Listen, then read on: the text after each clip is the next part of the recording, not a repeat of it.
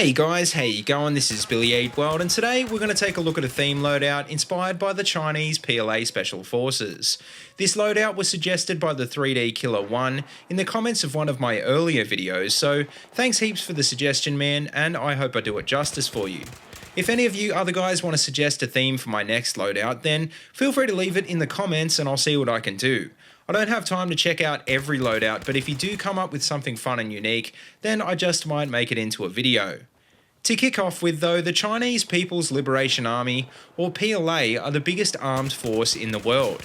Because of this, it also has one of the largest special operations components, numbering up to 30,000 personnel, or 1% of its total size. China began to field modern SOF units in about 1988, and today they have at least one unit for every one of their 7 military regions. These units can range anywhere from the size of a battalion to the size of a division, although most are thought to be around the size of a regiment, with around 1,000 operators. Now, like US SOF units, their Chinese counterparts are very specialised, and each unit has a unique set of skills to deal with different situations.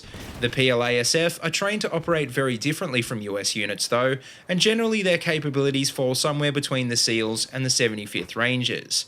What this means is that they can operate either in small teams or up to company strength, which is very different from most other similar units.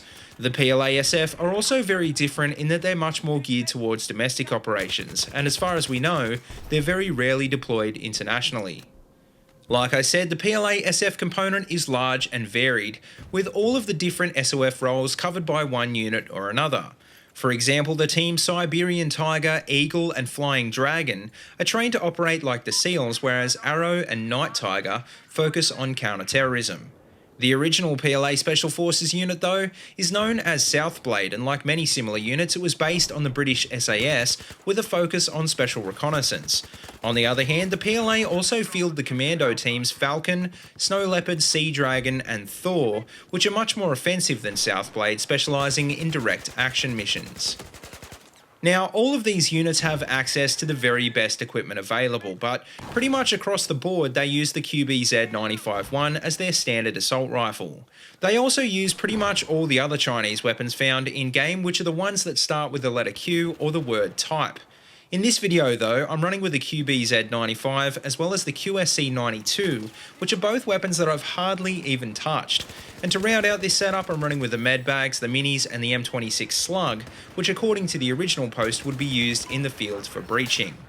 As for attachments, on the QBZ I'm running with the Chinese Coyote sight, heavy barrel laser light combo and the angled grip. The original post actually suggested the Prisma scope instead, but I didn't have it unlocked to begin with, so that's why I decided to go with the Coyote. As for the QSC, well, I'm running with the suppressor and the green laser, which all in all wasn't that bad and kind of fits in with the stealthy Special Forces theme. I think a flashlight would have probably been a bit more realistic on a sidearm like this in real life, but in-game, the laser sight is definitely the better option. Now, as for how this loadout performs in-game, well, honestly it did better than I thought it would, but generally it was pretty bad because of the QBZ. It's a slow-firing, low-recoil weapon which is fine, but on the other hand, it's also a bullpup which would generally suit a more close-range playstyle. The QBZ reloads painfully slowly too, which is kind of compensated for by staying at long range, where the gun has a slight advantage. The problem is though, a DMR or a bolt action is still going to have an advantage at long range, and pretty much everything else beats you in close quarters. Bearing this in mind, the QSC-92 is probably not the best choice for this setup, even if it is accurate to the theme. I feel like I sound like a broken record, but the 93R is just generally better than every other pistol in the game, and its fast RPM is going to suit the QBZ a lot better. The M26 slug is also a problem for the same reason, and I feel like the M26 dart would have been a better choice to compensate in CQB. Even so, I still feel like it would have been a drawback, because switching weapons is pretty clunky and it's never going to be as effective as just using an all-round weapon for your primary. All in all though, it was a great theme and I did have a lot of fun using some weapons I've never really tried before. It's crazy to think that after 2 years there's still guns I haven't spent a lot of time with in this game, even if they are pretty crappy. As bad as the QBZ is though, it's still not that bad, and as you can see I did manage to get a few good clips. So I guess if you do want to try this one out, then definitely give it a go, but I just can't see this being a go-to setup for me anytime soon. But anyway, guys, that just about wraps up this video, so let me know what you think in the comment section below, and as always, if you like what you see, don't forget to like, comment, and subscribe. Also, check out the links in the description below if you want to see more of my videos, or if you'd like to support my channel on Patreon, and until next time, see you later, and have a good one.